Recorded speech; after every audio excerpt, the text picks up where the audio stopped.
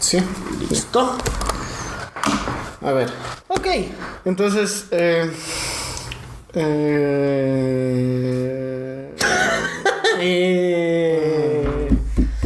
¿Cuál es el dilema? qué chuchas, no puedo hablar. Ya. Vos como psicólogo. Cuéntame, por favor. Bienvenidos al rincón de Bernardo. No es mi rincón. Son dudas. Son tus dudas con Bernardo. Imagínate, hable con Bernardo. Hable con Bernardo. Ya. Qué chucha.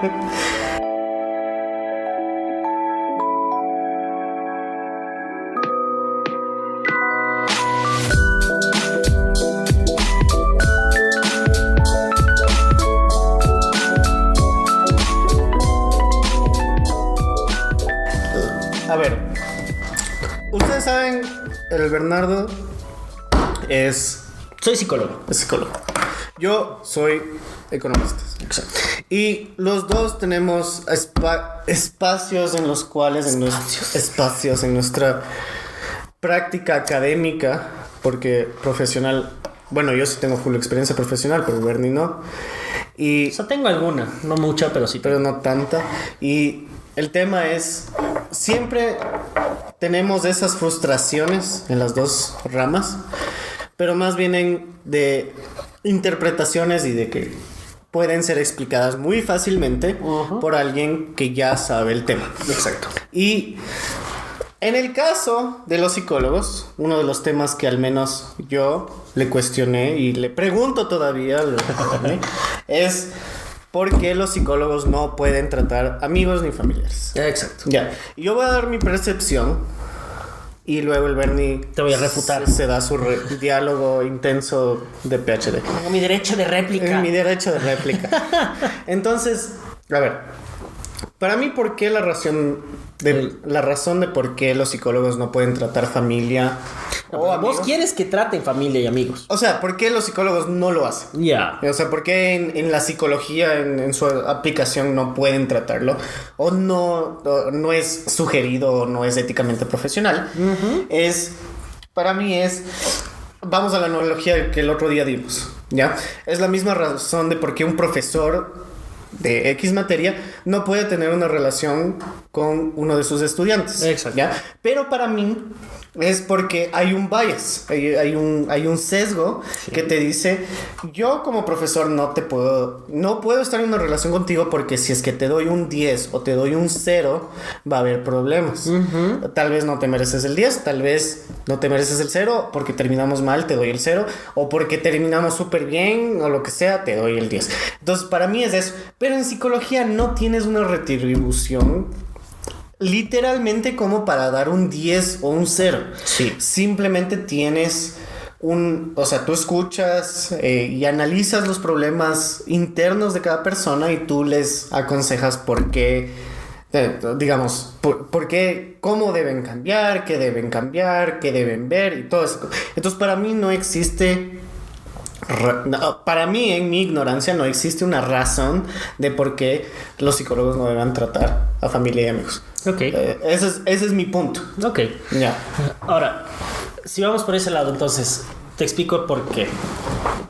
Si bien nosotros como psicólogos no manejamos mucho esto de los puntos, obviamente porque no estamos para calificar a las personas, hay muchas razones por las cuales no debemos tratar. Porque obviamente cuando se habla de ética, no son cosas que son consideradas contra la ley. O sea, técnicamente yo podría trabajar con personas que conozco, pero eso implicaría un montón de otros, o sea, se expandiría un montón de otros problemas, Ya. tanto para mí como para mi cliente. Ya. Entonces, por ejemplo, digamos, yo le trato a una persona, a un amigo mío, que tiene problemas sexuales. Ya. X. Como yo. Bueno, Ya. X. Digamos que me estás tratando a mí. Cuando tú tienes una relación psicológica, primero que nada, tú entras en un ámbito de confidencialidad. Sí. Entonces, esa confidencialidad no puede ser violentada. Y como cliente tú le estás dando la apertura a tu mundo, a tus problemas, a todo lo que te ha sucedido, porque nosotros como psicólogos trabajamos, al menos como yo trabajo, no es solamente... Y es justamente lo que estaba viendo de terapia humanista. Vemos a la persona no como una suma de cosas que suceden, sino como un todo. Entonces, cada una de las experiencias que tuvo esta persona a lo largo de su vida afectan a los problemas y son parte del problema que tiene esta persona en el día a día. Yeah. Y esto después se vuelve un problema enorme en diferenciar. Yeah. Porque nosotros como psicólogos tenemos que tener un papel de ser no juzgativos, o sea, no podemos juzgar a las personas, tenemos que ser empáticos, tenemos que aceptarles por cómo son. Ya. Y al cliente, al darnos esta apertura, él espera que nosotros seamos sumamente, digamos que neutrales con este tipo de problemas. Ya. Entonces, ¿qué es lo que pasa cuando tú tienes una persona que es amiga o que es familiar? Cuando tú tienes una persona que no conoces, que es cliente, él te cuenta todos los problemas que tiene. Cuando tienes un amigo, tú estás alrededor de todo el círculo que puede afectarle. Entonces, por ejemplo, si yo te trato a ti y tú me cuentas que es que mi mamá hizo tal cosa, es que mi novia hizo tal cosa, es que ni sé qué hizo tal cosa, es que mi amigo hizo tal cosa. Yo como psicólogo, después, en nuestras reuniones, no tengo que tratar solo contigo. Tengo que al mismo tiempo tratar con todas las historias que tú me contaste. ¿Qué hizo tu novia? ¿Qué hizo tu mamá? Cuando voy a tu casa voy a tener que interactuar con tu mamá. Cuando estoy hablando con mis amigos tengo que interactuar con ellos. Y yo tengo un mundo completamente nuevo, muchas veces negativo. Yeah. Porque generalmente los clientes obviamente nos vienen con sus problemas. No vienen porque están todos felices y contentos y que ni siquiera ni sé qué. Yeah. ¿No? Entonces ahí yo estoy jugando también mi papel. Entre, como yo tengo también todas estas versiones, de una u otra manera no puedo mantenerme neutral tampoco. Yeah. Entonces ahí mi raciocinio para poder tratarte a ti, como yo conozco estos otros factores, se ve nublado. Y se ve tergiversado también. Yeah. Lo mismo sucede con la familia. Si yo trato a mi mamá, por ejemplo, y me dice que mi papá hizo tal cosa y que ni sé qué, y que eso me hace mucho daño y que ña, o que tu abuelo es un tal y que ni sé qué, o que tu tía es ni sé qué. Yo después tengo que tratar con esas personas y saber interacciones que yo no hice parte, que yo no sabía y que yo no tengo por qué saber porque no son problemas míos. Pero una vez que me cuentan todo eso, yo me vuelvo parte de ese problema. Ya. Y como psicólogo no puedo hacer eso. Eso en la parte de interacciones. Ya. Vamos a la segunda parte. O sea, ajá, porque hasta ahora veo conversación de ebrios entre panas, sale lo mismo. Puede salir, pero el contexto es diferente. ¿Por qué? Porque tú, o sea, yo como psicólogo, digamos, en esas conversaciones de ebrios, si yo estuviera ebrio, ponte que me sale una de las cosas que tú me contaste. Estaría rompiendo mi confidencialidad contigo. Ya. Que es diferente a que en un contexto de ebrios todos se cuentan lo que pasó. Que es diferente que yo venga y diga, es que el Juanes me dijo tal cosa que ni sé qué, que tú lo hiciste. Hay que resolver esto. Ya. Eso no se puede hacer. Eso es éticamente súper incorrecto. No se puede hacer eso. Pero o sea, la diferencia de lo que veo es que tú no puedes tratar como psicólogo a una persona, pero no significa que como amigo no lo puedes tratar de la misma forma. Pero es que esa es la cosa, porque ahí vos tienes... Vos estás mezclando lo que es un relacionamiento psicológico con un relacionamiento de amigos. No es lo mismo no es lo mismo un relacionamiento con un psicólogo. Como te digo desde un principio, nosotros como psicólogos tenemos que ser imparciales. Es el mismo dilema que muchas personas, por ejemplo en parejas. No se debe tratar, o sea, a la pareja se le tiene que tratar siempre como pareja. Si ya le vas a tratar como individuales, como individuos, tienes muy bien planeado cómo tienes que hacer las cosas, porque obviamente cada uno te va a decir horrores de la otra persona y eso puede afectar tu imparcialidad. O dices, no, verá, yo les trato a ustedes como pareja, pero cada uno de ustedes, si quiere hacer terapia individual, les recomiendo que vaya a tal persona y a tal persona. Y eso ustedes podemos discutirlos aquí como grupo. Ya. Esto como un tema de imparcialidad. Es como un abogado. Ya, o sea... Un abogado no puede ser al mismo tiempo prosecutor que defensor, ¿no? No puedes. Pero sí me puede defender a mí, un amigo. Pero es como amigo. Ahí viene la cosa, como amigo. Si yo fuera tu psicólogo, digamos que sale en una de las discusiones que estamos entre amigos. Si yo soy tu psicólogo, digamos, y tú eres mi amigo. Ya. Estamos en una discusión y sale que ni sé qué, que ni sé qué. Y vos dices, no, es que el Bernardo me entiende, él me defiende. Ponte en mi posición. Yo digo, yo tengo que mantener neutralidad. Yo digo, no, esto es un problema suyo. ¿Y ahí qué pasa? En tu mente, como psicólogo, dices, chutas, no me defendió. Y ahí se pierde también la relación como amigo.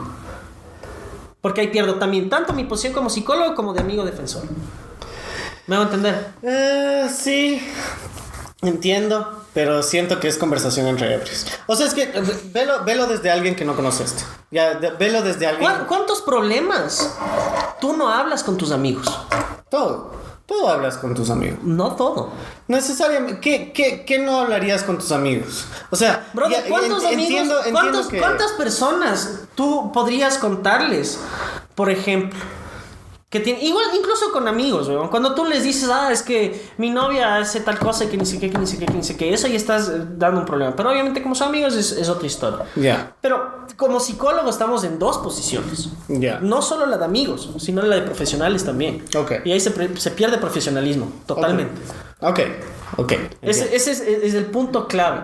Que nosotros como profesionales tenemos que mantener esa imparcialidad en todo momento. Ok. Tanto que hay muchas personas que incluso por ser psicólogos, incluso andando por la calle, si tú te encuentras con un paciente, tú no le puedes saludar o no deberías saludarle. Decir, hola, ¿cómo estás? Que ni sé qué, que ni sé qué. ¿Por qué? Porque por el tabú que se tiene, muchas personas estarían como que le preguntan de una, ¿quién es él? ¿Cómo así? Es que voy al psicólogo. ¿Vas al psicólogo? ¿Qué te pasa? ¿Qué ni sé qué, qué ni sé qué, qué ni sé qué? Yeah. Entonces, en ese aspecto incluso tienes que esperar a que el cliente venga te diga o venga a ti. Te invoque como las... Prácticamente. ¿Por qué? Porque ahí tú estás asegurando que la confidencialidad del paciente se está manteniendo. Ya. Ok. Entiendo. Y a eso es lo que voy. Ya. Por ejemplo, ¿qué pasa cuando tienes un amigo hiper cercano en el que hablas absolutamente todo? O sea, le has dicho, sí, soy gay, tengo este problema con mi familia, le cuentas absolutamente todo. Sí. ¿Ya? Y cuando sale el problema, entre los dos, o sea, de que, yo qué sé, la mamá... digamos, la mamá de la persona en cuestión dice como que, es que este tipo le ayudó a ser gay, que no sé qué, que es su mejor amigo. ¿Cuál es la diferencia entre eso y un psicólogo? O sea, porque el amigo se vuelve, a la final, un psicólogo, digamos, no profesional. No es lo mismo. O sea, obviamente no es lo mismo porque no tienes el nivel de expertise para dar todas las soluciones, pero de todas maneras estás ayudando. Y estás escuchando todos los problemas. Sí. Y tu amigo te entiende y te escucha absolutamente todo. Sí. Pero, digamos, o sea, entiendo lo que tú dices por el profesionalismo. O sea, por la esencia de que tú tienes que mantenerlo profesional por los tabús que existen. Pero, o sea, es como que tu amigo de todas maneras hace ese rol. Tal vez con el menos conocimiento, pero por ejemplo, o sea, vos eres psicólogo y tú me has escuchado muchos de mis problemas. Sí. Y ¿cómo diferencias? Pero yo no te trato como psicólogo. Exacto. ¿Cómo diferencias eso? O sea, ¿cómo haces que tú no me trates como psicólogo si es que yo te digo un problema de, ¿sabes qué? Estoy... Porque ahí viene una cosa, porque generalmente los amigos lo que hacen es consejos, ¿no? Ya. Les dan consejos y todo ese tipo de cosas. El psicólogo no es consejero. Vamos por ahí. No es consejero. Ya, ok. Entonces, la responsabilidad es mucho mayor. Porque, por ejemplo, te pongo el ejemplo de un médico, ¿no? Ya. Tú tienes un médico que te puede recomendar tal cosa, tal pastilla o X, ¿no? Que es tu familiar. Es algo mucho más directo, es algo más que de ley te funciona, todo este tipo de cosas. Ya. En psicología no. Porque la responsabilidad, o sea, muchas veces puede pasar de que es que tú me dijiste que haga tal cosa, que ni sé qué, que ni sé qué. Nosotros no hacemos eso. Ya. ¿No? O sea, se pueden dar conflictos, se pueden dar diferentes tipos de problemas. Ok. Que como nosotros trabajamos más en lo subjetivo y en lo que es mucho más volátil, digamos así, es mucho más complicado de lidiar. Ok. Y como te digo, o sea, el mayor punto es cómo lidias con todos esos problemas, tú teniendo conocimiento de esos problemas con el resto de las personas. Ok. No. Ya. Porque un amigo no tiene que lidiar con, o sea, No tiene la obligación de lidiar. exacto. Ajá. Nosotros sí, como profesionales sí, porque Sí, es nuestro trabajo. Porque te pago. Ahí está el otro problema. ¿Cómo le cobras? Ok. Ya. O sea, me salió el arco iris al final del. Porque al final del arco iris encontré Porque la rayita. ahí tiene el problema, es otro problema grande, porque es el amigo. Sí, Entonces, sí. como es el amigo, chutas, te voy a cobrar, pero hazme un precito camarada, weón. Hazme un precio de amigo. Gente, no sean así. Quieran a sus amigos y paguen lo que deben. Claro, y aún así, o sea, y aunque aunque tu amigo te quiera pagar y no, yo te pago lo que necesite, que ni sé qué, vos como psicólogo igual te sientes mal, weón. Ahora, ¿qué pasa? Porque, qué verga, weón, les estoy cobrando y que ni sé qué, y después en los invites. No, es que ni sé qué, no tengo plata, porque ni sé qué, no, deja, yo te invito, weón. Pero esa es la plata que él te pagó. Ya, ahora, ¿qué pasa? ¿Qué pasa cuando, por ejemplo, o sea, tú tienes lo que decías, un familiar médico, ¿ya? Ya. Y este familiar médico, yo qué sé, te dice, le dice, ¿sabes qué? Me duele full la cabeza en las noches y... Pero es una pastilla. Ajá. Y te dice, ¿sabes qué? Pégate esta pastilla. Sí. Y terminaba con cáncer, el man. O sea, como que tenía un cáncer en la cabeza y... Pero en no el le cerebro. consultaste como médico, no te pidió que hagas todos los exámenes. Exacto, y pero todo ahí ese no tipo de cae la cosas. misma tema ético. O sea, ahí no cae el mismo, porque te está dando en su conocimiento, en su percepción de qué es lo mejor que te puedes dar. Depende de qué tanta información le des. Por ejemplo, si le dices me duele la cabeza, obviamente va a pensar, no, O sea, ya digamos, o sea, estoy orinando rojo, ya, y te dice, ¿sabes que tienes problemas en los riñones? Chévere, ok. Ya. ¿Y qué tal si se pegó remolacho el día anterior? Pues eso es otra historia. O sea, pero me entiendes a lo que voy. O sea, es como... Hay una parte en el que hace muy diferente la práctica psicológica porque no trata cosas muy fáciles de tratar en interacciones humanas. Sí. Médicamente es más sencillo, y lo digo sencillo entre comillas, porque si es que tú le dices, ¿sabes qué? Mi hijo está con fiebre y tiene esto y está con diarrea, le dice, está deshidratado. Posiblemente y tiene tómate tal. Sí. Ajá. Entonces, es como que como psicólogo tienes mucha más presión frente a cómo diferenciar la parte amigo con profesional. Sí. Entonces, ¿cómo llegas a ese punto de no hacerlo? O sea, obviamente tú vas a...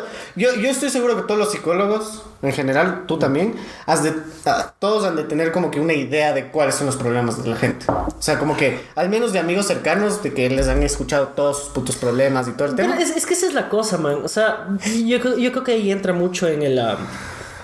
Y eso es una de las cosas que más nosotros nos burlamos, ¿no? Del psicólogo del tercer año, bro. Porque cuando tú estás empezando y comienzas a ver lo que es el DSM y comienzas a ver todos los diagnósticos y todo este tipo de cosas, mucha gente, y ese es mucho nuestro estigma, digamos así, que es el típico que dice, eres psicólogo, entonces me estás analizando, ¿no? Sí, yo también lo he hecho. Y no es así, o sea... No, obviamente no es así. Pero no significa, para mí, no significa que no... Porque es como que te enseñan tal cosa. Sí. Y dices como que, puta, me hace acuerdo ese man. Claro, o sea, obviamente nosotros siempre tenemos, por ejemplo, un médico siempre va a tener como que, esto podría ser tal cosa y que ni sé qué. Claro, ni sé o sea, qué. es como que esto que me duele en la cabeza es... Sí, pero no es que de una te va a decir, no, es que de ley tienes esto y que ni sé qué. Obviamente no, pero eso es lo que digo. O sea, es como que cae mucho más peso a los psicólogos porque no solo puedes dar un diagnóstico a tus amigos, pero sí los relacionas con temas que vas aprendiendo. Sí, pero eso no lo tienes que indicar, bro. Obviamente no los tienes que indicar. Vos tienes problemas mentales. Imagínate qué Ajá. cáncer que sería hacer eso. Ajá. O sea, pero no entiendo la pregunta entonces. O sea, la pregunta es... ¿Por qué se hace tan difícil? O sea, obviamente nació en la primera pregunta, ¿no? O sea, ¿por qué los psicólogos no pueden tratar? Pero lo que va evolucionando esto es... ¿Por qué los psicólogos es tan complicado dar un diagnóstico? Estamos hablando de diagnósticos. O sea, tan sencillamente como un médico, y otra vez lo digo sencillo entre comillas. Sí, porque nosotros, los psicólogos, o sea, los médicos tienen cosas mucho más tangibles. O sea, se resume en eso. O sea, la mente es... Un médico te ve que tienes un puto tumor y dices, esto no está bien. O te dice, chutas, tienes un pulmón, qué sé yo, que no se infla, weón. Puta, esto está mal, weón. Obviamente. Mecánicamente, o sea, el médico lo que te ve es mecánicamente lo que está funcionando y lo que no está funcionando. Ajá, exacto. Entonces tiene un sentido, o sea, y esto se resuelve de tal manera a veces. Porque exacto. incluso los médicos tienen ese problema de que esto podría funcionar, pero podría no funcionar. Exacto. ¿No? Digamos así. Para nosotros, y por eso el diagnóstico ha caído en una cosa súper complicada. Justo lo que te estaba hablando el otro día, de que esto de salió un artículo de que el DSM está considerado como una cosa que no necesariamente es super reliable, digamos así, no es muy confiable y que depende mucho de, o sea, diferentes cosas. Y yo creo que los psicólogos, si bien es necesario el diagnóstico hasta un cierto punto, tienes que ver que en realidad es un medio para un fin. Ya. No, porque los problemas que nosotros tenemos, y es por eso que el DSM, que es el manual de diagnóstico que nosotros tenemos, ha ido cambiando y se ha ido reformando tantas veces, porque depende de varios factores. Por ejemplo, la homosexualidad por muchos años, hasta prácticamente casi los 80 más o menos, era considerada una enfermedad psicológica, sí, digamos así. Pero era porque en la época, en la sociedad, era visto como algo negativo, era visto como algo... una enfermedad X. Y, religión. Sí, entre otras cosas, ¿no? Y más bien no ha sido así. Por ejemplo, la depresión, de la misma manera, tú puedes... la depresión no es igual para distintos... Vos puedes darle un diagnóstico de depresión a una persona, sí. Pero eso no significa que todas las personas que tienen depresión son iguales o que la magnitud de su depresión es igual. Porque su realidad y su contexto es completamente diferente. ¿No?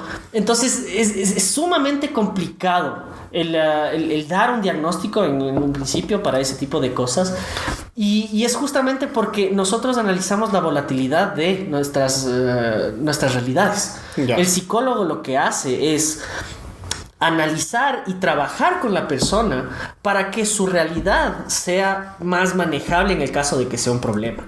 Y que sea mejor, o sea, más llevadera, digamos, de una otra manera. Esto se transforma, obviamente, porque nosotros tenemos un sistema medicalizado en el que, por ejemplo, el ADHD, el TDA, que dice. No es TDA, es... el ADHD es la actividad... Ay, ¿cómo es? Déficit de atención. Déficit de atención, sí, perdón. El déficit de atención y hiperactividad. Ajá. Que por muchos años y hoy en día es considerado, o sea, ya no es considerado como un diagnóstico muy verídico, porque lo que antes era considerado como algo normal de los niños, de que sean activos y todo ese tipo de cosas, era considerado algo positivo, algo bueno. Y ahora es un problema.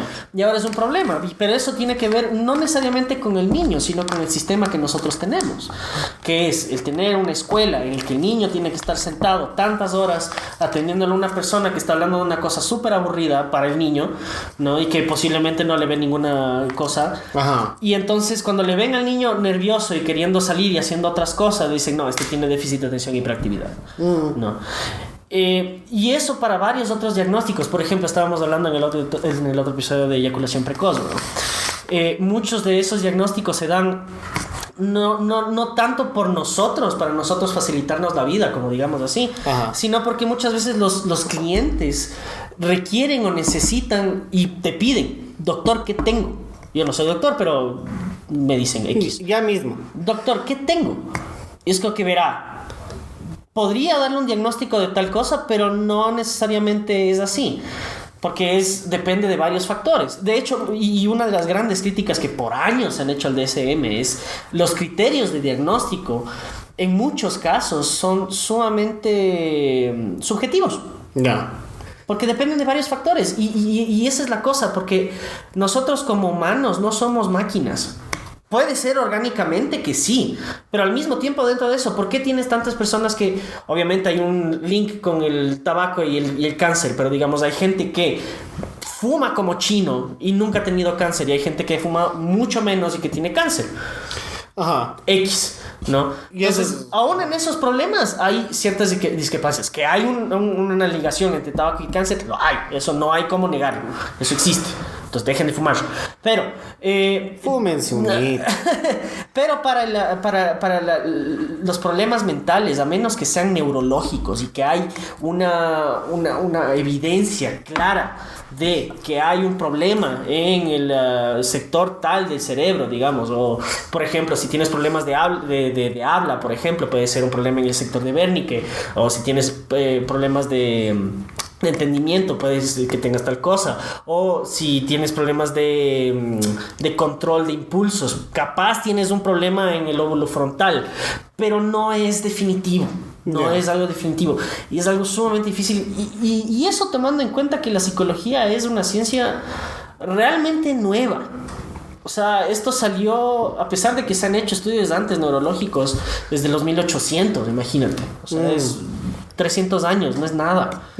Mientras que la medicina está desde hace años. Recién ahorita estamos empezando a analizar y tal cosa. Y el problema con la psicología es que es algo cambiante. Nosotros siempre hemos tenido un corazón, siempre hemos tenido un pulmón que funciona de tal manera, de tal manera, de tal manera. Ahora en psicología, recién ahorita estamos con nuevas políticas sobre cómo podrían actuar los humanos, qué es considerado normal, qué es considerado no normal, las actitudes sexuales, las actitudes de pensamientos, de libertades, lo que es considerado normal y desviante va cambiando. Entonces, nosotros como psicólogos tenemos que irnos adaptando a las diferentes cosas que van saliendo. Por eso hay mucha gente que no está de acuerdo, o sea, hay gente que prefiere el DSM-4, por ejemplo, al DSM-5 para ciertos problemas, porque los criterios eran de tal manera. Y es algo que está en constante discusión, en constante cambio, ¿no? Es algo sumamente complicado. ¿Tú crees? O sea, ¿tú crees que médicamente, o bueno, digámoslo, académicamente, evoluciona más rápido psicología o medicina? Yo creo que los dos. O sea, pero ¿en qué aspecto evoluciona? O sea, di tú, para mí, la medicina avanza mucho más lento porque depende de financiamiento. Sí. ¿Ya? Entonces, pero hay más financiamiento para medicina que para psicología. Sí, obviamente. Pero de todas maneras se quedan mucho en tratar el problema de una forma repatentada, digamos. Entonces es como... Estoy seguro que a muchas farmacéuticas no les interesa curar el cáncer porque es un negocio denso. Teorías de conspiración. Pero en esencia yo creo eso. O sea, por eso a Latinoamérica les llegaron productos caducados de medicina. Sí. Por millones. Sí, o sea, sí. ¿me entiendes? Entonces yo creo que tienen mucha limitación de qué pueden publicar y qué no. ¿Qué avances pueden hacer? O sea, pueden hacer avances, pero no lo pueden, digamos, formalizar y poner en una piedra para poder decir, sí, esto es así se lo soluciona el cáncer. O sea, ¿me entiendes? O sea, es como... Y yo siento que la psicología en eso tiene mucho más espacio de apertura para poder solucionar problemas y ir evolucionando en eso, porque no tiene tanto... O sea, sí tiene obviamente temas de depresión, ¿no? O sea, ponte la depresión, que es gran problema. Ajá, Sí. es un problema enorme. Sí. Y lo tratan full lucrativamente. Porque a todo te diagnostican Prozac. Pero esa es la psiquiatría. Sí. Entonces, o sea, Es diferente psiquiatría que sí, psicología. Porque el psiquiatra lo que hace es... Él te ve los problemas y los desbalances químicos que tú puedas tener dentro de tu cuerpo. Entonces, tú tienes un desbalance, por ejemplo, el Prozac. Ajá. tú tienes un problema de depresión y generalmente es por un desbalance hormonal de tal cosa. Ya. Entonces el psiquiatra lo que te hace es, te receta una medicina, el Prozac, digamos así, que lo que trata de hacer es inhibir o aumentar para que tú produzcas más de ese químico, de ese neurotransmisor, que sería la dopamina o la serotonina. Ya. Pero él no trata otros problemas, porque la depresión no se limita a simplemente un desbalance hormonal, sino que hay un montón de otros factores. Porque si no, todo el mundo estaría con Prozac y sería feliz, ¿no? Okay. Pero no, hay un montón de otros factores que tienen y que se generan para este tipo de cosas, que son, por ejemplo, relaciones interpersonales, relaciones en el trabajo, claro, todos los problemas interno, que nosotros podemos tener, exactamente. Entonces, idealmente lo que se hace es trabajar en los dos, porque ahí estás corrigiendo el desbalance hormonal, que podría ser, que es algo súper factible y comprobado, pero también nosotros como psicólogos tenemos que trabajar todos los otros problemas para que esta persona pueda lidiar y que no recaiga. Okay. Porque mucho de la depresión, específicamente la depresión, tiene que ver, al menos como yo lo pienso, con mucho con pensamientos automáticos, por ejemplo, que son cosas que tú piensas y te creas una realidad depresiva, digamos así. Y si no las trabajas, ese pensamiento recurrente se mantiene y no sales de eso. Por más pastilla que te metas y todo ese tipo de cosas, tú puedes tener una cosa súper, buena por un tiempo, pero después tu cuerpo tiene su homeostasis, bro. Y si te mantienes en la pastilla, eventualmente no se da. Y eso es lo que se da con el problema de drogas, por ejemplo, ¿no? Las personas que tienen un montón de... Por eso ya no se tiene un pensamiento prohibicionista, al menos en los países deberían no tener un pensamiento prohibicionista de decir que el drogado es un problemático y que ni sé qué por consumir drogas. No, él consume drogas porque tiene un problema. Y lo que hay que hacer es resolver ese problema. Y en eso entran los trabajadores sociales, los psicólogos y No. Entonces yo creo más bien que en ese aspecto la humanidad está avanzando para ese pensamiento de decir, ok, estamos atacando no el problema, sino ya muy tarde. O sea, estamos tratando de resolver algo, pero no el problema en sí, digamos así. O sea, estás viendo más los síntomas que el problema en esencia. Exacto, que la raíz. Digamos así. Entonces, nosotros como psicólogos más bien tratamos de encontrar esa raíz. ¿No? Que por eso, y eso salió desde el psicoanálisis, por ejemplo, que era en tratar de entender de dónde vienen todos estos problemas, y por eso viene toda la teoría freudiana de que no, eso es por la crianza y por el trato que tuviste con tu padre y con tu madre, que sí puede ser un factor, pero al mismo tiempo hay otros factores en el día a día que tú tienes que también te afectan para diferentes problemas. Ok. Ahora, ¿tú qué opinas sobre la homeopatía? En temas psicológicos,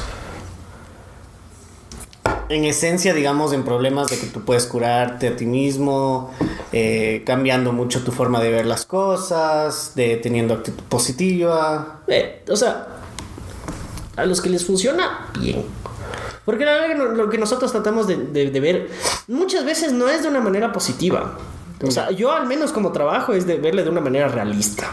Es decir, tú tienes tus problemas y tú puedes, y de esos problemas, ¿cuáles tú tienes poder? Y tú, de solucionar o de hacer algo al respecto, digamos así. De esto, digamos, tienes problemas con tu mujer, X. ¿Cuáles son los problemas que tú puedes controlar? ¿O cuáles son los que tú crees que son causados por vos? Son estos. Ok, ¿de qué manera estás actuando? Y eso, ¿cómo lo puedes cambiar para una manera más positiva? Ahora, si tú tienes un pensamiento sumamente positivo de que todo te va a dar y que el universo te va a ayudar en las cosas, cuando llegues a la realidad y te caigas de frente con las cosas y no te funcionen, se te cae el mundo al suelo. Y eso te puede generar un montón de problemas. Pero hay gente que le funciona la homeopatía. Yo conozco un montón de gente que las flores de Bach y que todo ese tipo de cosas les funciona. Está bien, no tengo ningún problema, siempre y cuando no cause problemas después. O sea, que ¿Tú crees en verdad entonces que, o sea, tú que estudias en esencia la mente, ¿tú crees que la mente no tiene poder alguno para poder, o sea, no tiene como que el que tú tengas algo guardado de odio, digamos, a tus padres, no te crea ningún problema en algún órgano. Claro que sí. Pero eso es lo que trata la homeopatía, ¿no? Eso se llama somatización. Ya. Y sí hay casos de somatización. Claro, pero es sumamente difícil diagnosticar un problema psicosomático. Obviamente, porque la homeopatía lo han desacreditado todo el tiempo. Pero no es por la homeopatía, sino porque hay que tomar en cuenta todos los factores posibles. Ya. Y ninguno de esos te da una solución. Por ejemplo, digamos tú tienes un dolor en el riñón X. Entonces tienes que analizar, tu riñón está funcionando bien, tienes piedras en los riñones, estás consumiendo tal cosa, tienes que hacerte un análisis de ni sé qué. Si no tienes ninguna explicación plausible, ahí comienzas a ver, ok, ¿qué otros problemas tienes? No, es que tengo problemas de estrés, de ni sé qué. Ahí posiblemente se puede dar un diagnóstico de ok, esto puede ser psicosomático. Ya. Pero tiene que ser una exploración extensa y súper detallada de cada una de las posibles cosas. Ahí es donde entra la medicina. Porque el psicosomático son problemas físicos, en realidad. O sea, y muy rara vez es ver digamos, un tumor o algo por el estilo que no tiene una explicación. O sea, que realmente no existe ninguna otra explicación más que algo te está pasando en tu familia, es un estrés sostenido por no sé cuánto tiempo y ni sé qué. Es sumamente difícil. Yeah. Yo no digo que eso no existe, pero la homeopatía, el peligro que yo veo con la homeopatía es creer que es una panacea para resolver todos los problemas. Yeah. Que ese es un problema que yo veo gravísimo y muy grande. De que tengo dolor de cabeza, flores de Bach. Tengo ni sé qué cosa, flores de Bach. Tengo ni sé qué, flores de Bach. Y no exploran en realidad lo que está sucediendo o lo que podría estar sucediendo. Entonces, cuando tú tienes un pensamiento sumamente homopático, que yo no les desacredito, estoy de acuerdo que sí se da un estigma súper grande, pero no pueden pensar, o sea, yo no creo que pueden pensar que es una solución para todo. O sea, si hay gente que le funciona la homeopatía, está bien, pero no crean que eso es la solución para todos los problemas que les pueden estar sucediendo. Okay. Si les funcionan las flores de Bach, si les funcionan las constelaciones familiares, si les funcionan todo ese tipo de cosas y que creen que el universo les está dando una señal, está bien, no tiene ningún problema. Pero si ven que algo grave está pasando, no se queden solo en eso. Vayan a un médico. Es como decir que no, es lo de las vacunas, por ejemplo. O sea, las vacunas existen por algo, digamos así. Y no es que por darte un bañito de ni sé qué ya se te va a curar la polio, bro. No. O sea, hay estudios y se ve claramente que tienes esto.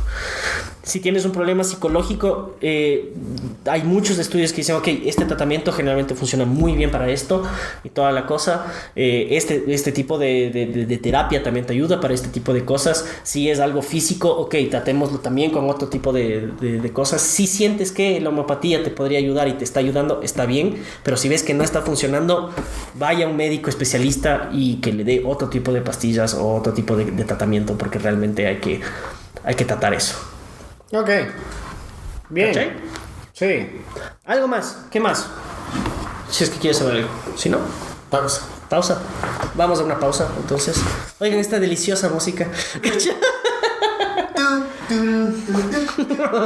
El copyright.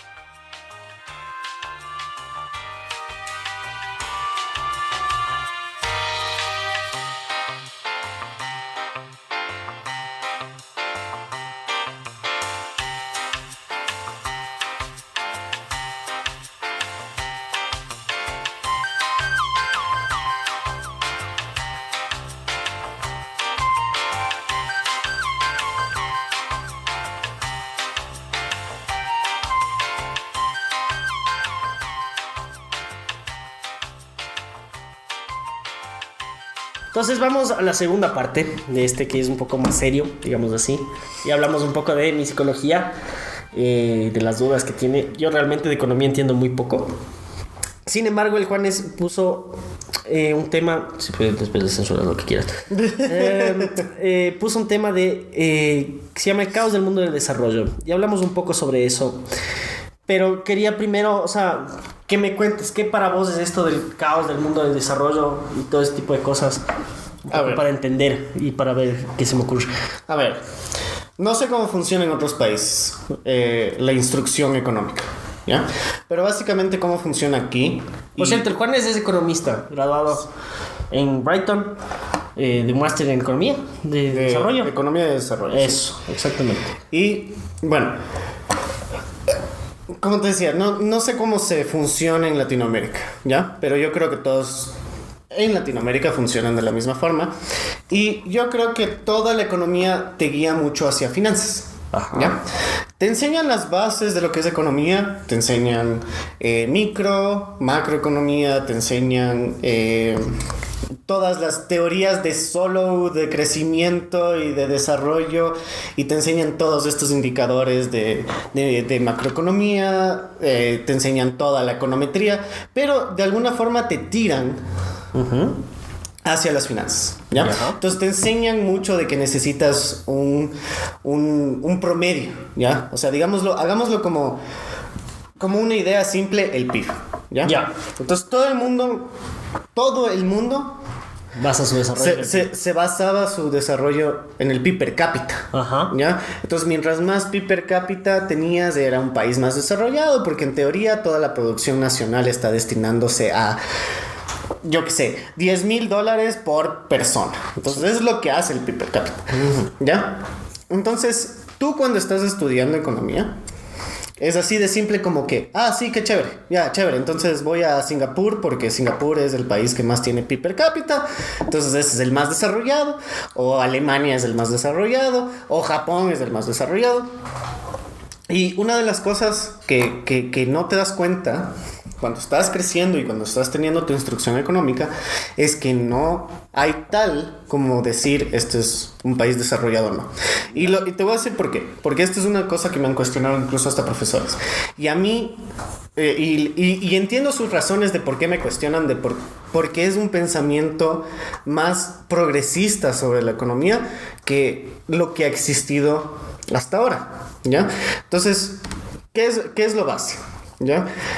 El Banco Mundial desde hace años dijo, midamos los PIB de las economías, midamos cuánto pobreza hay, cuánto desempleo hay, todos estos indicadores, y te lo pusieron en la mesa y te dijeron, ok, este país tiene mucha pobreza, entonces a ese atacamos la pobreza. Este país parece que su PIB está cayendo tanto, entonces algo pasa en su industria o en su mecánica, entonces a ese le invertimos en eso, ¿ya?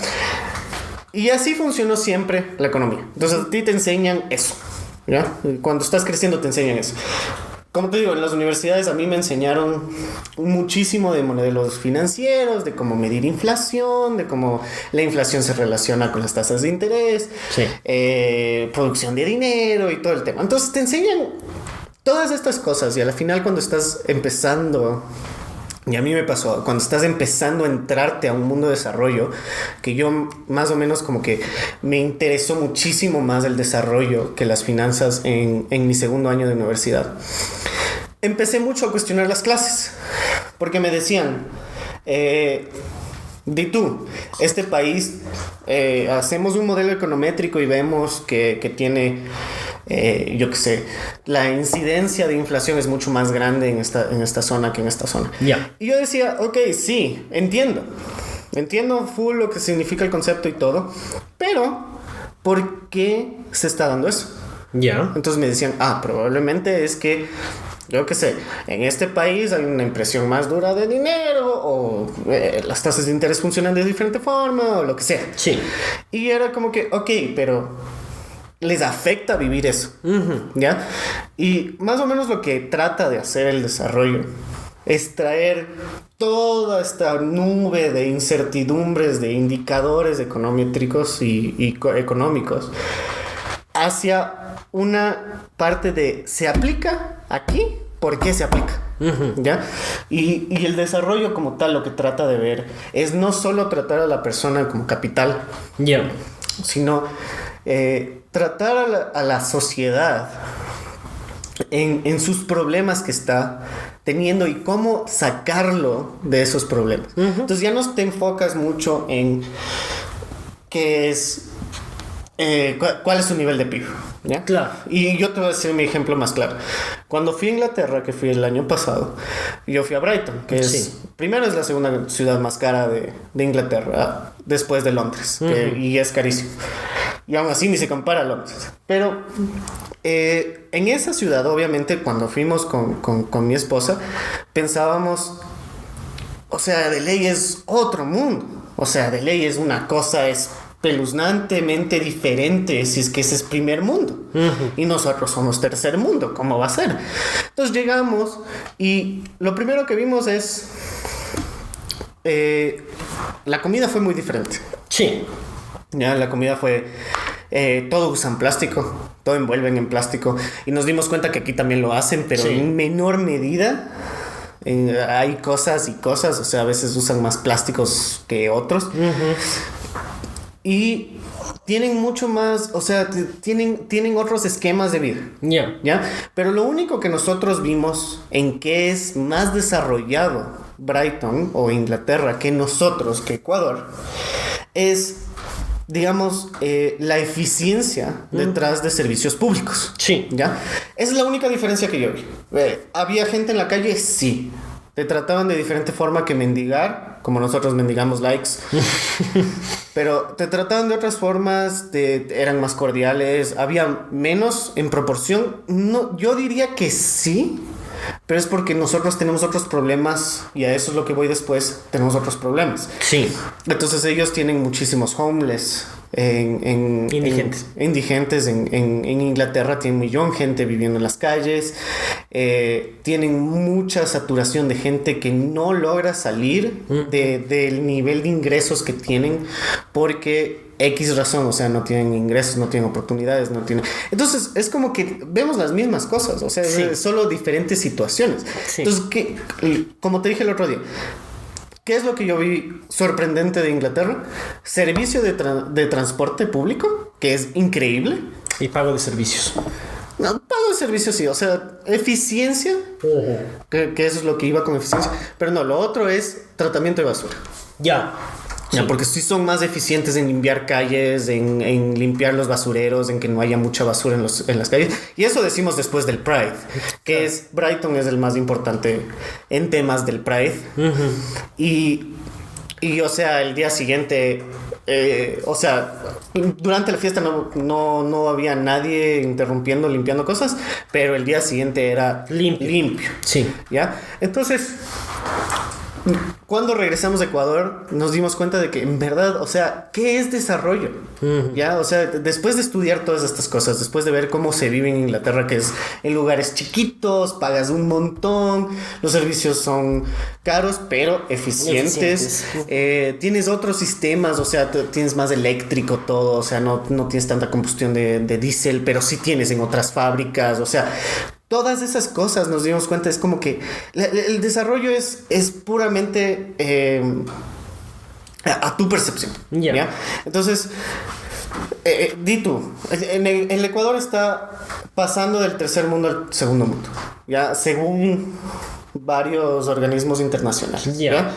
Y mucho de esto se debe a toda la infraestructura y todo digamos, el cariño que se le ha metido. Digo cariño entre comillas, por cierto, porque hubo mucha corrupción detrás de eso. Enorme, que seguimos tratando de resolver, pero bueno. Mucha plata, pero detrás del cariño que existe detrás de meter toda esta infraestructura del servicio de salud pública, de educación. El aparataje público. Exactamente. Sí. Ya, entonces, por esas razones se nos dio, y obviamente toda esa inversión fue del dinero petrolero que tiene el Ecuador. Tuvimos una época de bonanza y...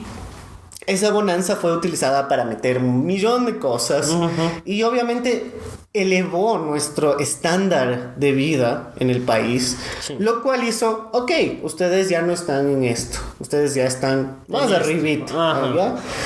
Entonces, como Ecuador, cuando nosotros venimos acá, o sea, es como que tú vienes acá y en Inglaterra tú no tienes posibilidad de cultivar casi nada. No, o sea, no tienes de vivir solo de cultivos. No tienes, o sea, tener espacios verdes es una millonada. Sí. ¿Ya? Y obviamente ya tienen parques y todo, pero no tienes tu espacio. ¿Ya? O sea, es difícil encontrar tu espacio y es chiquito y es caro y todo. Y acá tú vienes y obviamente es como que tienes más espacio, muchísimo más espacio a menor costo. Y depende mucho de cómo tú lo empiezas a ver. O sea, para mí Ponte Desarrollo es lo que te decía, es tu interacción con todo lo que necesitas de salud, de educación, de transporte, todos los servicios públicos interactuados un poco con tus bienes de lujo, digámoslo así. O sea, con internet, con acceso a tecnología, con todas estas cosas que te dan un plus a tu vida. Sí. Que técnicamente no son necesarios, pero te dan un plus. Sí. ¿Ya?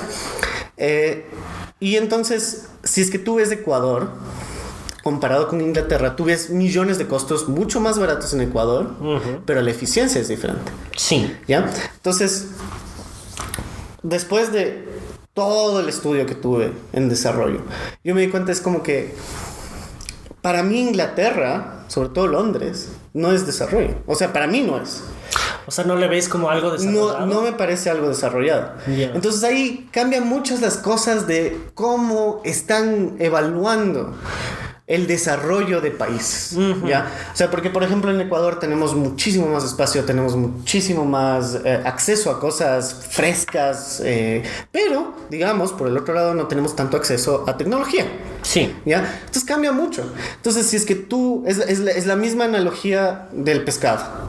Es la misma analogía. Y eso es lo que yo le dije a un profesor en Inglaterra. O sea, si es que juzgas a un pescado por su habilidad de subir un árbol, el pescado es un idiota, porque no puede subir el árbol.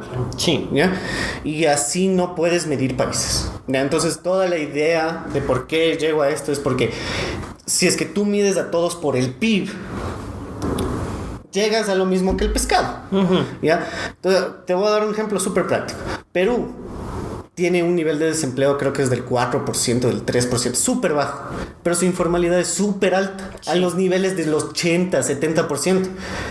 Pero Perú está mejor rankeado en temas de trabajo y sobre todo de beneficios laborales que el Ecuador. Porque Perú ofrece muchísimo más opciones de trabajo. ¿Es desarrollo? Pero es porque esas opciones se dan o porque ellos lo crean, digamos, de otra manera. O sea, en esencia porque como dices que son informalidades, generalmente las informalidades se dan a partir, obviamente, de las necesidades de las personas. Exacto, pero es que también es una falta de, digamos, de implementación de derechos laborales. ¿Ya? O sea, de decir, sabes que tú no le puedes contratar por horas sin darle seguro social. Sí. ¿Ya? O cosas así. Y en Perú pasa full eso, de que le contratas y tú me tienes que trabajar más de 20 horas a la semana, porque si no, no te dejo en este puesto. ¿Ya? Y así pasa un montón. Y es absurdo. Es absurdo pensar en estos tiempos de que tú puedes utilizar las mismas herramientas para medir desarrollo como lo hacíamos hace 60 años. Claro, ¿ya? O sea, me imagino que sí. Pero entonces, tú, o sea, teniendo en cuenta todas estas cosas que me estás diciendo, entonces, ¿cómo medirías el desarrollo de un país? Ya, o sea, eso va a otras cosas, ¿ya?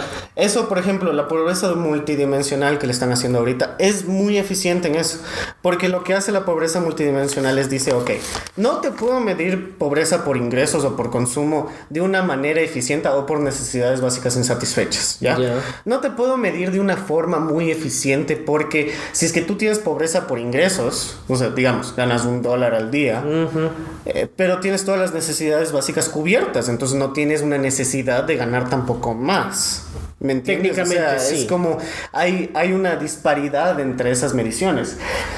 Y cuando tú te metes a ver pobreza multidimensional, lo que hacen es medir tu nivel de educación, tu acceso a servicios públicos de educación, tu acceso a salud, tu acceso a tal cosa, tu tus ingresos, cuánta estabilidad laboral tienes, o sea, se enfrasca en muchísimas más cosas, pero aún así es difícil medirlo. Claro. Porque primero necesitas una muestra muy grande, porque es ya una encuesta muy compleja. Sí.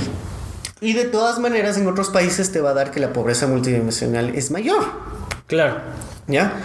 Entonces... Ahora en países desarrollados, dices vos. Exactamente. Desarrollados entre comillas, pero... O sea, por ejemplo... en casos así, obviamente España en estos tiempos te va a salir un poco diferente a lo que te salía hace 10 años, antes de que empiece su crisis. Sí. Porque hoy en día es como que servicio social ni digas. Y funciona muy bien allá. De lo que yo tengo entendido al menos, sí. Funciona súper bien. Pero no sé si es que funcionaba tan bien antes. Claro. Y entonces es como que cambia muchísimo ese switch de cómo se medía. Pero ya, digamos, vamos a que la pobreza multidimensional te dice tú tienes un baño para ti solo. Claro. ¿Ya? Porque en esencia el que tú tengas un baño de privacidad te evita enfermedades, te evita millones de cosas. Exacto. Y es un gran problema en India, por ejemplo. Exacto. Y vamos a India. Y en India es un problema, sí. Entonces... ¿cómo medir no es tanto el problema? Yeah. Yo creo que cómo medir es relativo, ¿ya? Obviamente tú necesitas estadística para poder basarte y comparar y decir en esto se necesita. Pero sigue siendo una media. Pero sigue siendo una media, exactamente. Entonces, yo creo que lo que tiene que evolucionar es una identificación de lo que a cada país le falta. ¿Ya? Okay. O sea, ¿qué le falta, por ejemplo, al Ecuador hoy en día? Por ejemplo... nosotros ahorita tenemos un problema súper denso de desempleo y de pobreza, ¿ya? Ahora, cuando tú ves las estadísticas no parece. ¿Por qué? Porque empezó a volver a salir la tercerización. Y eso es un problema también. Entonces ahí tiene que entrar, ok, en Ecuador está pasando esto. Y tienes que hablar con una objetividad hacia eso, ¿ya? Y no puedes... decir solamente Ecuador no tiene tanto desempleo, no sé qué hablan, ¿me entiendes? O sea, no hacer el Correa básicamente. Sí. Correa decía, tenemos 5% de desempleo, ¿qué les pasa? Claro, o sea, ¿me entiendes? O sea, y Perú no puedes analizarlo por desempleo. Porque hay mucha informalidad. Después yo creo que tienes que pasar mucho a índices más diferentes. O sea, la diferencia es que la economía, y esto es una de las frustraciones de los economistas, ¿ya? Porque en economía a ti te enseñan desde el inicio que la economía lo que trata de hacer es el buen uso de los bienes escasos, básicamente. O sea, es como que buen uso de recursos. Administralos bien a los recursos escasos, ¿ya? Pero no es eso. O sea, al final te vas dando cuenta de que tú vas tratando de ver los comportamientos de las personas con estos recursos escasos. No te vas hacia, sí, la economía te soluciona el problema. Tú te vas hacia, ¿por qué está pasando este problema en una sociedad? Por eso es tan comparable la economía con sociología. Claro, porque a la larga es un análisis social, queriendo o no. Sí. Entonces, yo creo que y ya hay muchos indicadores hoy en día de, por ejemplo, el wellness. Del bienestar. Sí, eso te iba a preguntar, por ejemplo, porque ahora ahí ya no, en ciertos países no están usando o más bien están tratando de quitarse del PIB, digamos, como lo que tú estabas diciendo, sino esto del wellness. Ajá, del wellness. Sí, creo que en Nepal o alguna cosa así. En Noruega sé que le están aplicando duro. Sí, y yo sé que había otro país, creo que era por Asia o una cosa así, que justamente estaba haciendo lo mismo. Índices de felicidad. Es un índice a la larga. Suena chistoso. Pero es importante. El índice de felicidad te muestra mucho más allá de productividad, por ejemplo. Claro. O sea, si tu gente está feliz, significa que puede trabajar mucho más, o está trabajando, o se siente mucho más tranquilo con su seguridad social o con sus cosas. Y en esencia estás teniendo un buen estado. O sea, que los colombianos ganen en eso, no lo entiendo. Pero, sin ofender, pero un poquito. Un poquito. Pero, ¿me entiendes? O sea, el bienestar a la final es lo que se busca. Se busca la economía. Por eso iba un poco a lo de las universidades de que difieren. Porque la economía le están jalando mucho hacia las finanzas, hacia bancos, hacia emprendimientos, así. O sea, y es como, sí, pero no. Claro. ¿Ya? O sea, la economía puede enfocarse en eso tranquilamente, puede entrar a marketing, puede entrar a todo, pero es justamente porque nosotros tenemos ese poder evaluativo de la persona, o sea, de una sociedad, de cómo interactúa con sus recursos que tiene. Claro. Y entonces es ilógico que se le mida solo por producción. Claro. ¿Ya? Entonces, de alguna forma, ¿a qué nace esto? Es que, por ejemplo, el bienestar lo que hace es medirte cuántas personas mueren en un país, en una zona, por tantas enfermedades y todo. Entonces, eso es un indicador mejor. Yeah. Porque para mí, si es que tú dices, ok, en Ecuador están muriendo full gentes de ¿cómo se llama? Fiebre amarilla, ya, digamos. Tú sabes ahí exactamente cuál es el problema que está pasando con Ecuador. Y probablemente sea por los sistemas de alcantarillado, por los sistemas de vacunación. O sea, el seguro social necesita un mejor sistema para que pueda atender. Entonces eso ayuda mucho más.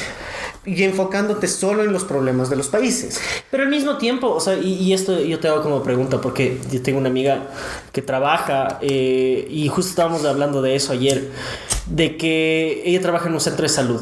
Ya. Y un poco ligado a lo que tú estabas diciendo de esto, por ejemplo, de la fiebre amarilla.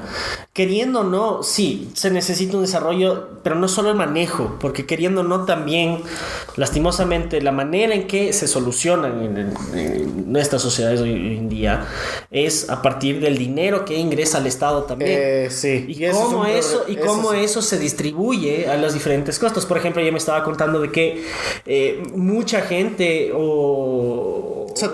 no tiene cómo vacunarse, no porque no exista, sino porque no hay plata para dar o para comprar suministros. Sí, y eso fue medicinas, todo el problema ahorita de Ecuador de las medicinas. Exacto, y dentro de eso también está la falta de contratación de doctores, de contratación de diferentes cosas, y eso es una de las y estoy de acuerdo con lo que tú decías, que el aparataje institucional que se ha creado a partir de, en nuestro caso, por ejemplo, con Correa, de que se construyeron un montón de hospitales, se construyeron un montón de escuelas,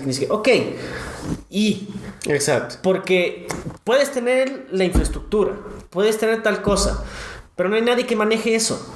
O se está cayendo a pedazos de infraestructura. Y después de que está en desuso, porque no hay plata para contratar o para que haya gente que maneje estos lugares. A pesar de que eso significa, como te estabas diciendo, supuestamente un desarrollo en el país, que no es verdad. Ahí entran muchos otros temas que igual ahora se están tomando mucho más en consideración en análisis económico, que es, por ejemplo, la corrupción.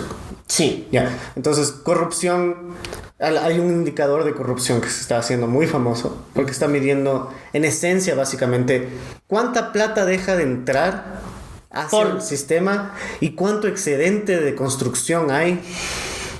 A causa de la corrupción. Exacto. Sí. Entonces, esto para nosotros es full grande porque es prácticamente todo lo que se ve en América Latina, pero imagínate. En todo lado existe. En todo lado existe, pero en todo lado es a grande. Nosotros nos explotó más, creo yo. No sé. A nosotros en cantidades y en proporción. Pero me refiero a nosotros no como Ecuador, sino como América Latina.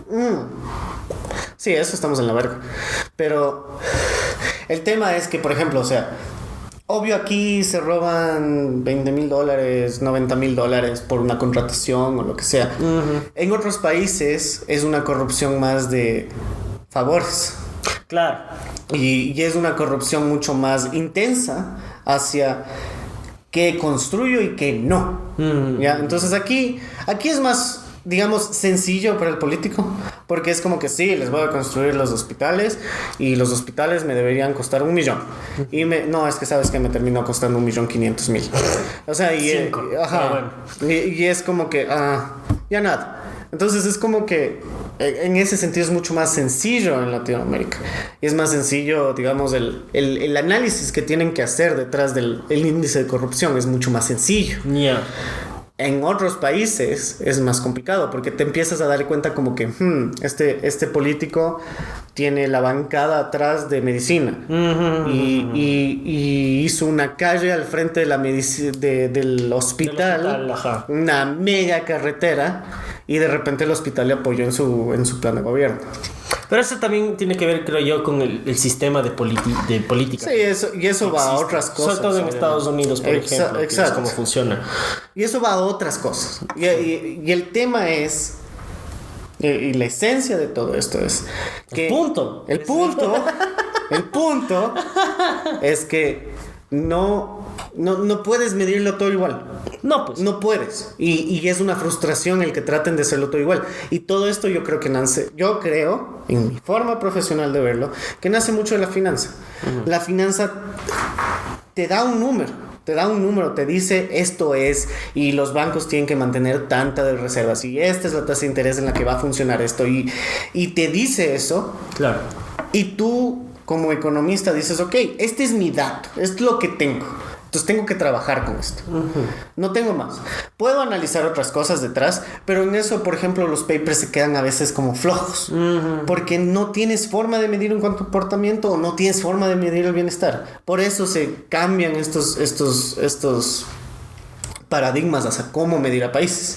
Y por eso nace los indicadores, digamos, alternativos.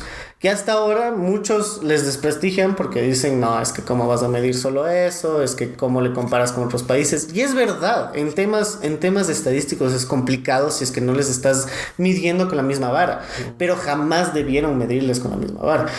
Porque son realidades diferentes. Exacto, o sea, toda Latinoamérica, su agricultura era extremadamente alta. ¿Cómo le vas a medir industrialización a América Latina? Claro. Siempre le debiste medir por lo que tenían. Claro. Y cuando se le midió por lo que tenían, se les metió fábricas. Entonces es mucho problema de cómo ha ido evolucionando la economía y lo mucho que se ha estancado en muchas cosas. Entonces, o sea, es como que siempre nos hemos quedado en ventaja comparativa, uh-huh. en ventaja absoluta, en lo que dijo Smith, o sea, en la mano invisible. La mano invisible, esa que te toca por las noches. Pero... eso es acoso.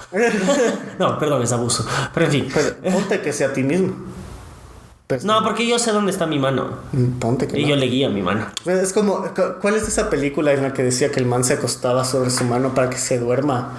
Ay, no me acuerdo. Para luego masturbarse y pensar que era de otra persona. Sí. Ponte. Ah, Dios, no. Es horrible eso. Carajo. Pero no, o sea, el tema es... La economía es conservadora. Sí. Porque tenemos un sistema de economía capitalista.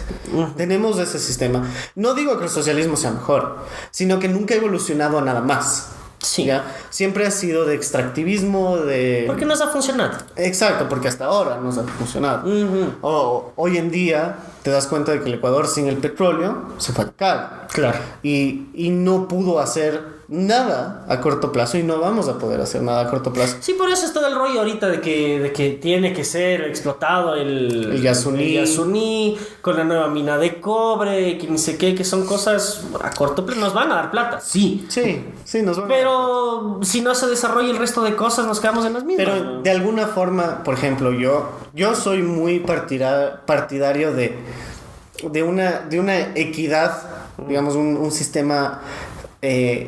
digamos que sea un tire y afloje de ambos lados entre el privado y el público. Sí, ¿ya? O sea, no quiero que todo el público me gobierne, no quiero que todo el privado me gobierne. Uh-huh. No creo en el liberal en ese sentido, porque yo no creo que las empresas buscan los intereses de la gente, jamás.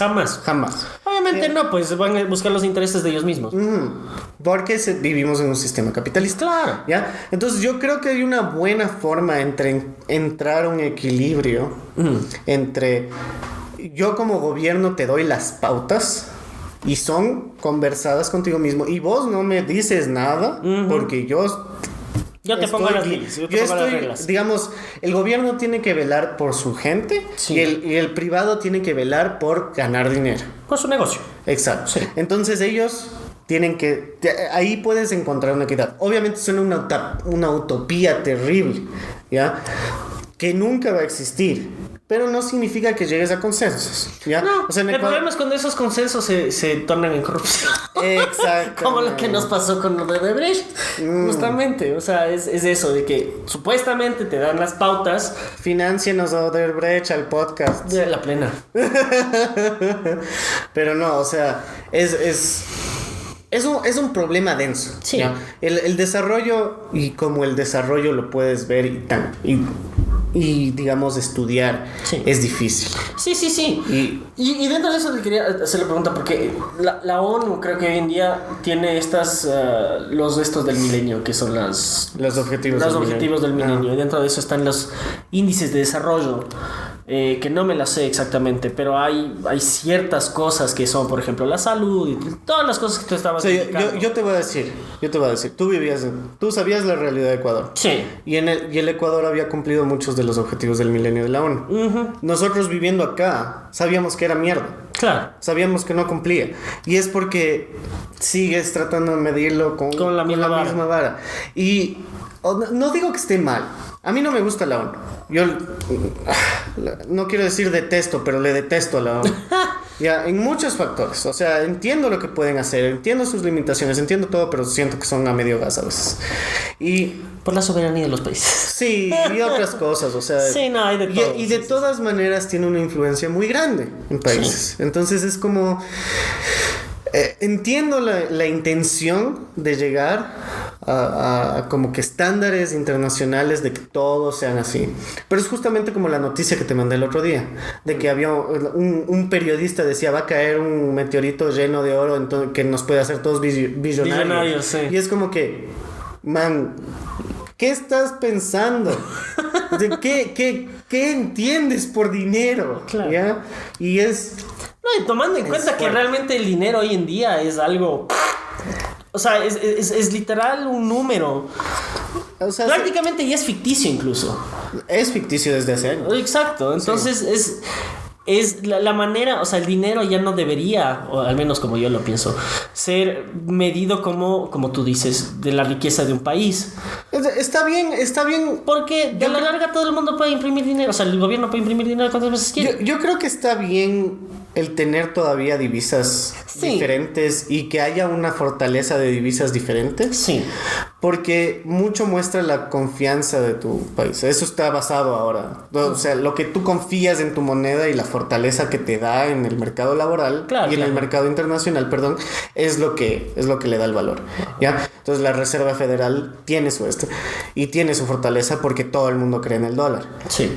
Y es así como funcionan todos. sí. Ahora ya no hay reservas de oro, ya no hay reservas de níquel que habían en un punto. No hay nada. Hay reservas de bonos que están en China.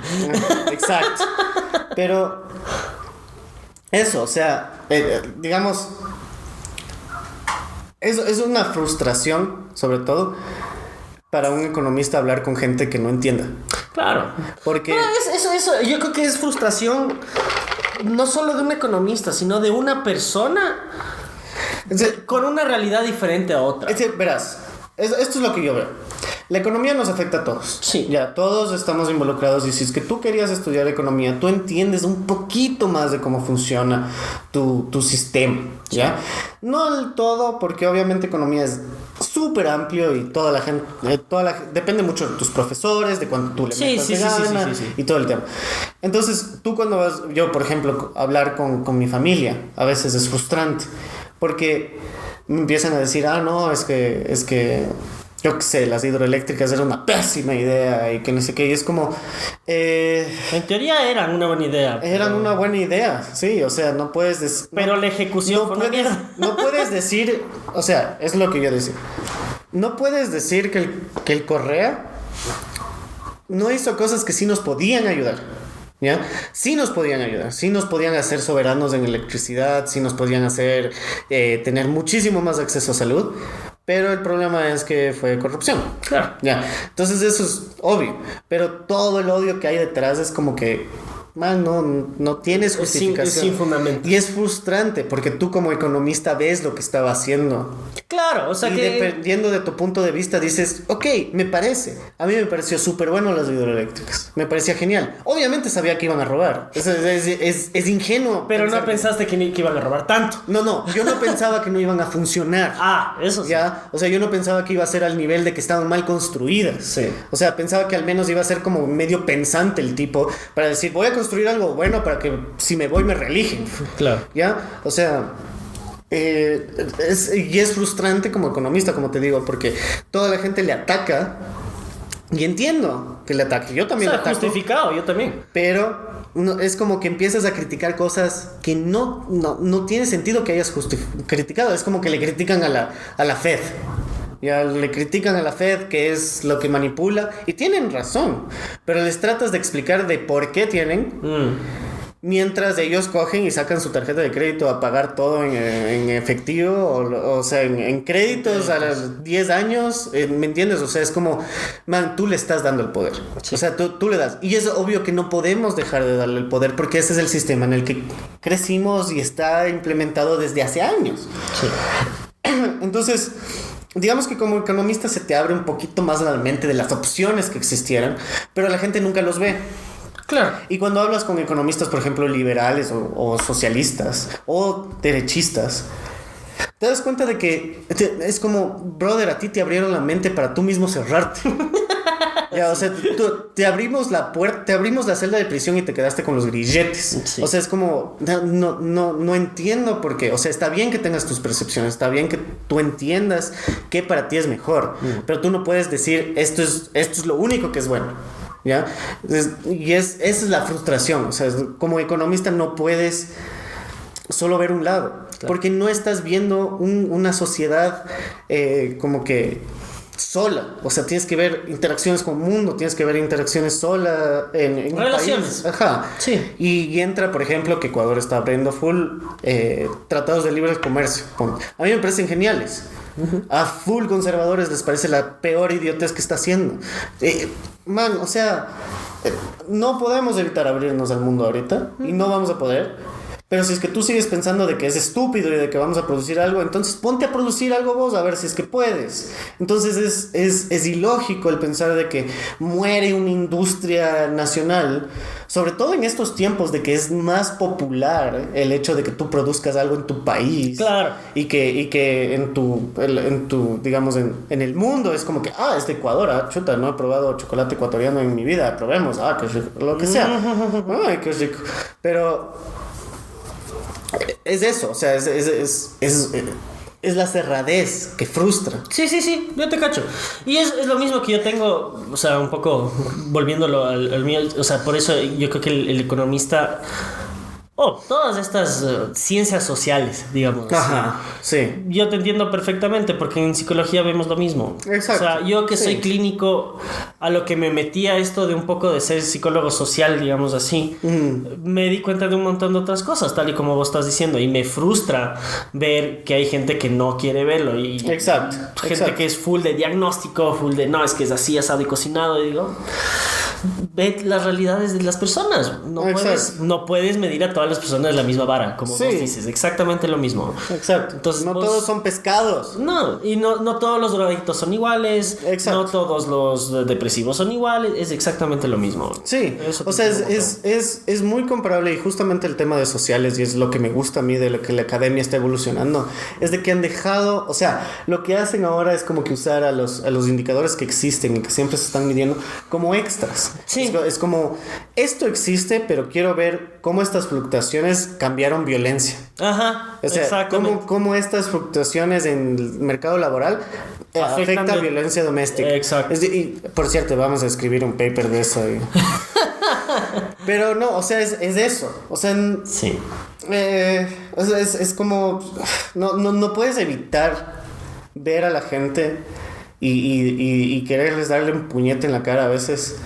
Tampoco, pero sí te cacho la frustración. Ajá, o sea, es como no hay no se puede recurrir a la violencia. Ay, no. Pero sí, o sea, ¿me entiendes? Sí te cacho. Y eso ponte yo con otros economistas que, por ejemplo, los que me gradué en el pregrado e incluso en el máster. es como que me daba cuenta de todas esas cosas, de que seguían haciendo exactamente lo que se les decía. Y yo, ponte que yo hice mi tesis en género, fui como que el único que se arriesgó a hacer algo diferente. Y tuve excelente nota porque hice una buena tesis, porque me gustó el tema y porque hice algo que sólidamente tenía factores y estadísticas utilizadas para poder probar algo. Y es así de simple, o sea, es hasta que la gente se dé cuenta de como que no solo quiero trabajar y conseguir plata, hasta ahí no va a cambiar ninguno de los aspectos sociales del mundo. Sí, es lo mismo, o sea, es exactamente eso para nosotros los sociales, digamos así, es abrirnos un poco la mente y ver que no es solo de cómo esto me da dinero o cómo esto me genera tal cosa, sino qué puedo hacer con esto. Yo creo que eso es más importante, ¿no? Y eso, creo que con eso le cerramos hoy. Bien. Y estuvo bien.